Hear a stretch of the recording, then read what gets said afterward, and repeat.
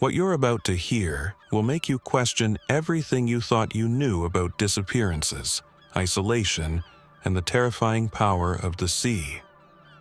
This isn't just another unsolved mystery. This is the documented account of 3 men who vanished from one of the most remote lighthouses on Earth, leaving behind only silence, mystery, and a chilling reminder that some places on this planet are not meant for human souls. Before we descend into this abyss of maritime horror, I need you to do something crucial right now.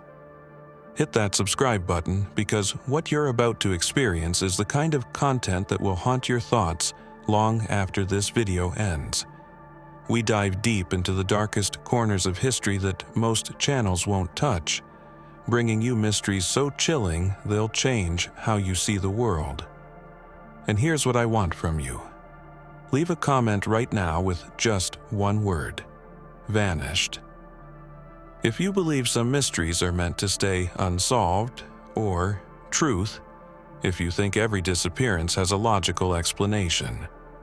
By the end of this story, we'll see if you still feel the same way. 20 miles west of the Scottish Highlands, where the Atlantic Ocean meets the edge of eternity, stand 7 jagged rocks that locals call the 7 Hunters. These aren't just islands, they're sentinels of doom, surrounded by waters so treacherous that ships have been swallowed whole by the hungry sea. On the largest of these godforsaken rocks sits Flannan Lighthouse, a 75-foot tower of stone and steel that was meant to save lives, but instead became the stage for one of history's most terrifying vanishings. The year was 1900, and Queen Victoria's empire ruled the waves. But there are places where no crown holds dominion, where ancient forces still whisper through the wind and fog. The Flannan Isles were one such place. The Gaelic name for these islands translates to Islands of Sorrow, a prophecy that would prove horrifically accurate. Local fishermen spoke in hushed tones about these cursed rocks, telling stories passed down through generations about ships that approached the islands only to vanish without a trace, about lights seen dancing where no lights should exist, about voices calling from empty shores on windless nights. Construction of the lighthouse began in 1895, but from the very first day, workers reported strange occurrences that sent chills down their spines. Tools would disappear overnight, only to be found arranged in perfect patterns on the cliff tops. Men claimed to hear voices speaking in ancient Gaelic, pleading, warning, weeping. Several workers refused to return after experiencing what they could only describe as presences that watched them from the shadows of the construction site. One worker, Magnus MacLeod, swore he saw 3 figures in old-fashioned clothing standing on the rocks, beckoning him toward the edge of the cliff. When he blinked, they vanished, but the chill in his bones remained for days. The lighthouse was finally completed in December 1899, its powerful beam cutting through the perpetual gloom that shrouded the Flannan Isles. But even as ships began to rely on its guiding light, local sailors noticed something unsettling. On clear nights, when the lighthouse beam should have been steady and predictable, they observed patterns that defied explanation. The light would flash in sequences that matched no known maritime code, as if someone or something was trying to communicate with the darkness beyond. 3 men were chosen to operate this isolated beacon of hope. Thomas Marshall, the principal keeper, was a veteran lighthouse keeper with 20 years of experience who had never lost a single ship on his watch. James Ducat, the second assistant, was a family man from Lewis with 4 children, known for his meticulous record-keeping and unwavering reliability. Donald MacArthur, the occasional keeper filling in for the regular 3rd man, was making his first assignment to the Flannan Isles, though he was an experienced keeper who had served at lighthouses across Scotland's treacherous coast. These weren't novices playing with forces beyond their understanding. These were seasoned professionals who had faced the fury of the North Atlantic and lived to tell the tale. But the Flannan Isles would test them in ways no amount of experience could prepare them for. The isolation was absolute.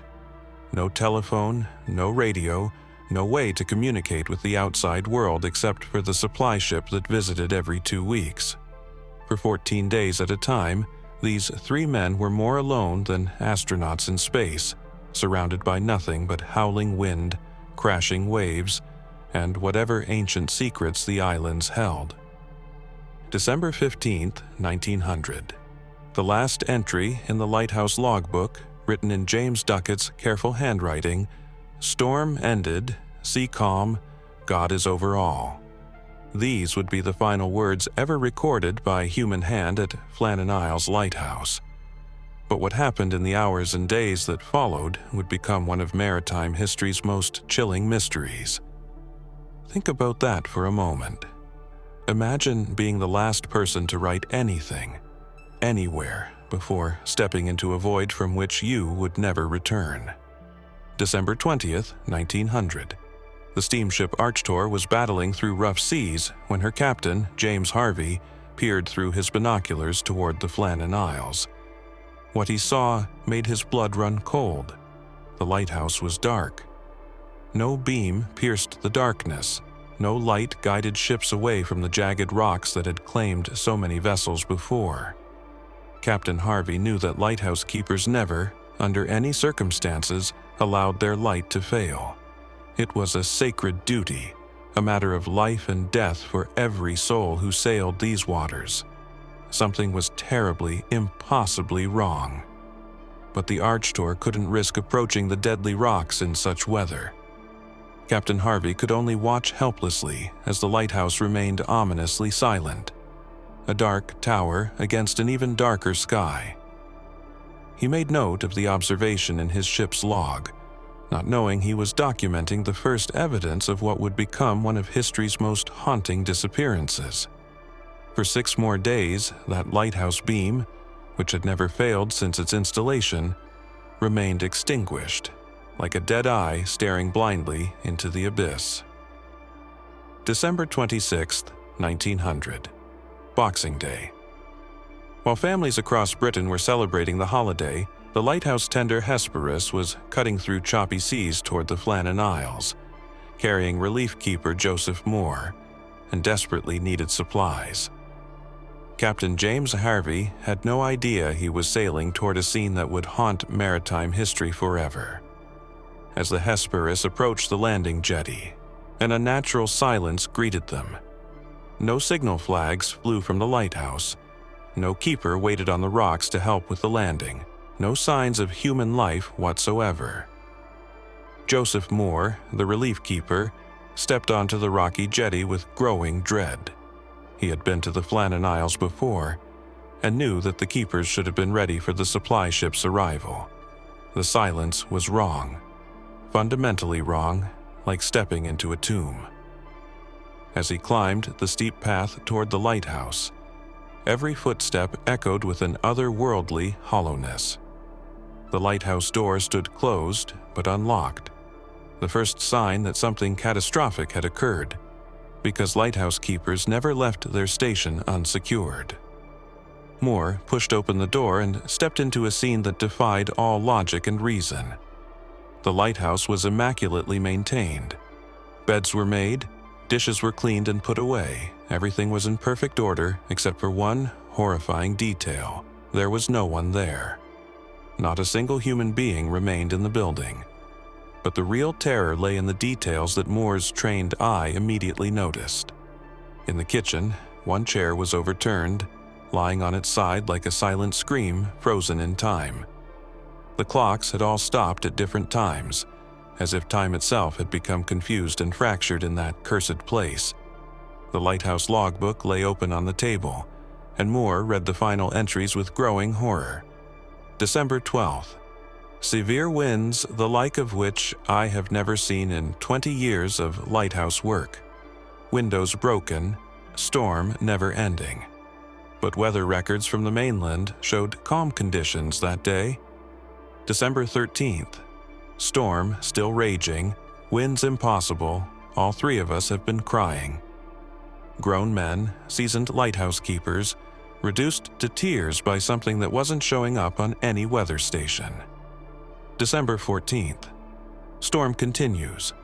Ducat very quiet, MacArthur crying still. Pray God that we will see morning. December 15th. Storm ended, sea calm, God is over all. And then, nothing. Eternal, deafening silence. Moore's hands trembled as he continued his investigation. He found that 2 sets of oilskins from the waterproof clothing essential for lighthouse work were missing from their hooks. But the 3rd set belonging to Donald MacArthur remained untouched. This detail would haunt investigators for decades because it suggested that 2 men had prepared to go outside while the 3rd had remained behind. But why would experienced keepers venture out in weather so severe it had reduced them to tears? And what had happened to MacArthur, whose oilskin suggested he never left the lighthouse interior? Moore raced back to the Hesperus to report his terrifying discovery. Captain Harvey immediately dispatched a search party to scour every inch of the small island, but what they found only deepened the mystery. At the West Landing, used only in the calmest weather, they discovered signs of tremendous violence. The iron railings designed to withstand decades of Atlantic storms had been twisted and bent, as if by superhuman force. A massive stone block weighing over a ton had been displaced from its position high above the sea, moved by some force so powerful that it defied human comprehension. But here's where the mystery becomes truly spine-chilling. The damage was localized entirely to the West Landing area. Nowhere else on the island showed any signs of the apocalyptic storm described in the lighthouse log. The lighthouse itself, standing 150 feet above sea level, showed no storm damage whatsoever. The windows that the keepers claimed were broken were intact. The lens and lighting apparatus were in perfect working order. It was as if the violent forces that had terrorized the 3 men had been concentrated in one specific area, as if something had deliberately focused its fury on that exact location. The search continued for days, but Thomas Marshall, James Ducat, and Donald MacArthur had vanished as completely as if they had never existed. No bodies were found on the island, no bodies washed ashore on nearby islands. No trace of them was ever discovered despite extensive searches by land and sea. 3 experienced men, familiar with every danger the Atlantic could present, had simply ceased to exist. The only evidence of their fate was that overturned chair, the stopped clocks, and those final, desperate entries in the lighthouse log describing a storm that weather records insisted never happened. The official investigation concluded that the men had been swept away by a giant wave while trying to secure equipment at the West Landing. But this explanation crumbles under scrutiny. Why would 3 experienced keepers venture to the most dangerous part of the island during a storm? Why would they all go together, leaving the lighthouse completely unmanned? Why was MacArthur, whose oilskins remained in the lighthouse, apparently with them when he seemed to have stayed inside? And most disturbing of all, why did their logbook describe weather conditions that didn't match any meteorological records from the time? Local legends, whispered in Gaelic around peat fires on stormy nights, tell a different story. The old ones speak of the others, beings that inhabit the spaces between worlds, creatures that feed on human fear and despair. They say the Flannan Isles were always a thin place, where the veil between our reality and something else grows gossamer thin. The lighthouse, with its powerful beam piercing the darkness, may have attracted attention from things that should have remained hidden in the depths of night and sea. Some investigators have proposed more earthly explanations, but each theory raises more questions than it answers. Could foreign agents have abducted the keepers?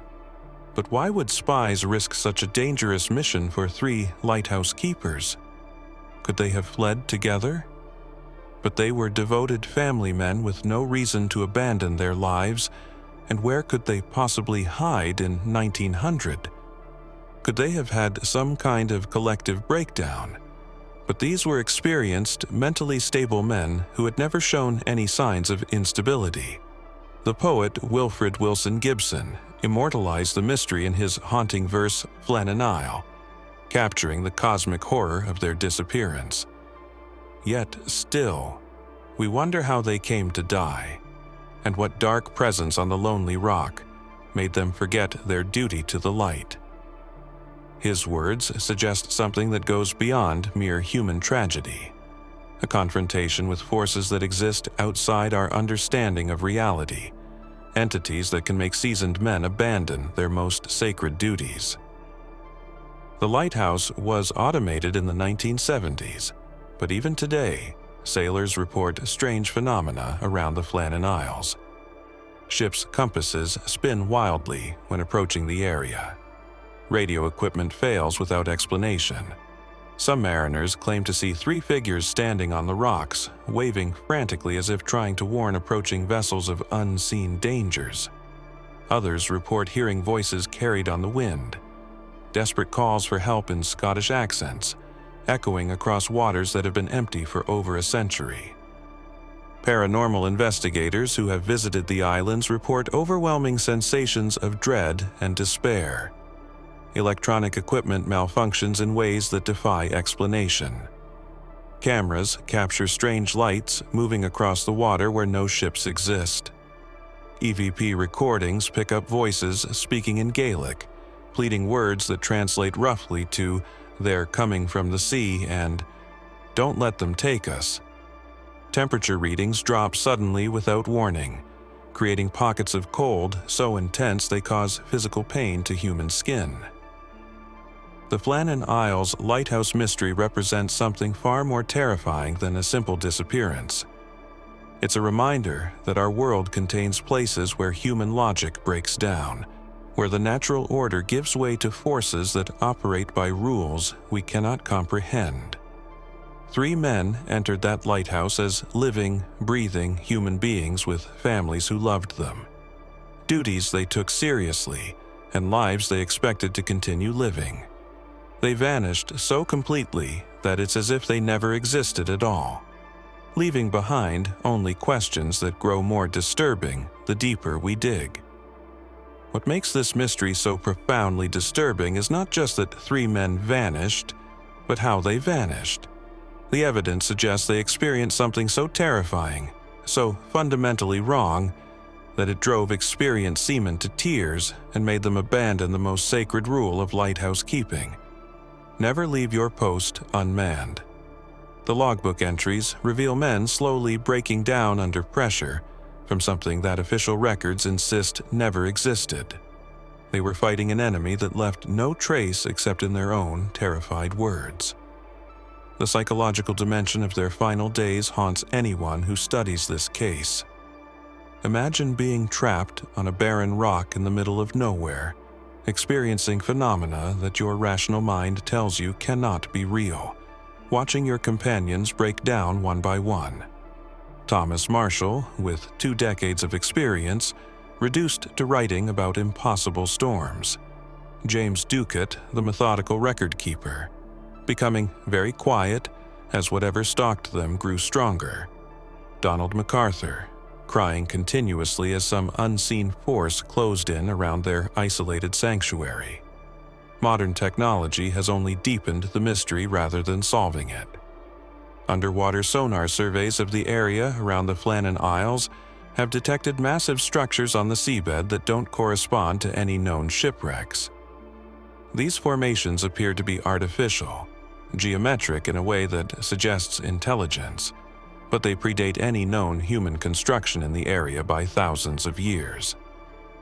Marine biologists report that sea life in the immediate vicinity of the islands behaves strangely. Fish swim in perfect patterns that form complex geometric shapes. Whales avoid the area entirely despite abundant food sources, and deep-water creatures sometimes surface near the lighthouse, as if drawn by some invisible force. Recent expeditions to the lighthouse have uncovered additional disturbing evidence that was overlooked in the original investigation. Hidden beneath decades of weathering on the lighthouse walls, investigators found scratch marks, not from tools or natural erosion, but gouges that appear to have been made by human fingernails. The scratches form patterns, almost like writing, but in no alphabet that linguistic experts can identify. Some of the marks are so deep they could only have been made by someone clawing at the stone with superhuman desperation and strength. The most chilling discovery came when restoration workers were cleaning out the lighthouse's water cistern. At the bottom, preserved in the anaerobic environment, they found personal effects that had never been reported missing. A pocket watch belonging to James Ducat, a leather-bound Bible that belonged to Thomas Marshall, and most disturbing of all, a child's toy boat that matched no inventory records from the lighthouse. The toy was carved from a type of wood that doesn't grow anywhere in Scotland, and carbon dating revealed it to be far older than any of the keeper's personal possessions. What was a centuries-old toy doing in a lighthouse that had been operational for less than a year when the men disappeared? Think about the implications of that discovery. It suggests that whatever happened to Marshall, Ducat, and MacArthur wasn't an isolated incident. The presence of that ancient toy hints at a pattern stretching back through time. Other disappearances, other victims, other souls who encountered something on those cursed rocks and paid the ultimate price. The Flannan Isles may have been claiming human lives long before the lighthouse was ever built, long before recorded history began documenting the tragedies that unfold in that desolate place. Archaeological surveys of the islands have revealed even more unsettling evidence. Beneath the lighthouse foundations, workers discovered a series of chambers that appeared to be far older than any known Celtic or Norse settlements in the area. The chambers are carved directly into the bedrock with a precision that suggests advanced engineering knowledge, but they contain no artifacts that would help date their construction. The walls are covered with symbols that bear no resemblance to any known ancient script, and the chambers themselves seem to be arranged in patterns that mirror the constellation positions visible from the islands on certain dates throughout the year. Most disturbing of all, acoustical tests of these underground chambers reveal that they possess unusual sound properties. Voices spoken in the chambers create echoes that seem to last far longer than physics should allow, and some researchers report hearing their own words echoed back in voices that aren't their own. Recording equipment frequently malfunctions in these spaces, but when it does work, it sometimes picks up sounds that shouldn't exist. Footsteps in empty chambers, whispered conversations in languages that linguists can't identify, and most chilling of all, what sounds like someone frantically writing with a quill pen on paper. The connection between these ancient chambers and the lighthouse mystery becomes even more terrifying when you consider the timeline. The chambers were sealed with heavy stone blocks that showed no signs of being moved for centuries. Yet, somehow that centuries-old toy boat found its way into the lighthouse cistern. It's as if the boundaries between past and present break down on the Flannan Isles, as if time itself becomes fluid and unstable in that place where reality seems to wear thin. Recent witness testimonies from helicopter pilots and ship crews add another layer of horror to the mystery. Multiple independent sources report seeing lights moving in the lighthouse, even though it has been automated for decades and requires no human presence. These aren't the steady, predictable flashes of the automated beacon. Witnesses describe erratic patterns, as if someone inside is desperately trying to signal for help using the lighthouse lamp. Some pilots report seeing figures moving behind the lighthouse windows, silhouettes that appear to be wearing old-fashioned clothing consistent with early 1900s lighthouse keeper uniforms. The most spine-chilling reports come from commercial fishing vessels that pass the islands at night. Fishermen describe seeing 3 figures standing on the rocks near the lighthouse, waving their arms as if trying to attract attention. When approached, the figures vanish, but the boat's electronic equipment begins to malfunction. Fish finders show massive objects moving beneath the vessels. objects too large and too geometrically perfect to be sea creatures. Some captains report their compass needles spinning wildly before finally pointing directly toward the lighthouse, as if some powerful magnetic force is emanating from the structure itself. As we reach the end of this terrifying journey into one of maritime history's darkest mysteries, we're left with more questions than answers. What force was powerful enough to terrorize 3 experienced lighthouse keepers to the point of abandoning their sacred duty? What created the storm conditions they described in their logbook when weather records show calm seas? What moved massive stone blocks and twisted iron railings with superhuman strength? And most haunting of all, where are Thomas Marshall, James Ducat, and Donald MacArthur? Are they still out there somewhere, trapped in some liminal space between our world and whatever exists beyond? Or did they encounter something so alien, so fundamentally opposed to human existence, that they were simply erased from reality itself? The Flannan Isles Lighthouse stands today as more than just a navigation aid or historical monument. It's a stark reminder that our world contains mysteries that may never be solved, places where the comfortable assumptions of rational thought break down and reveal something far more terrifying underneath.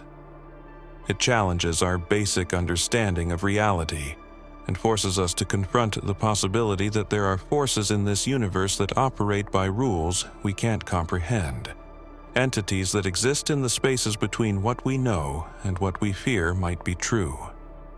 Perhaps the most terrifying aspect of the Flannan Isles mystery is not what happened to those 3 men, but what it suggests about the nature of our existence.